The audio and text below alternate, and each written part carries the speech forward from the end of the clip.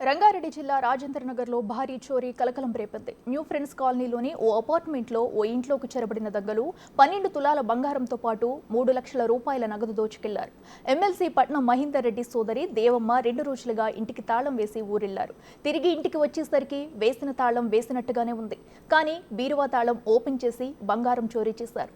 వెంటనే రాజేంద్రనగర్ పోలీసులకు సమాచారం అందించడంతో రంగంలోకి దిగిన పోలీసులు కేసు నమోదు చేసి దర్యాప్తు చేపట్టారు.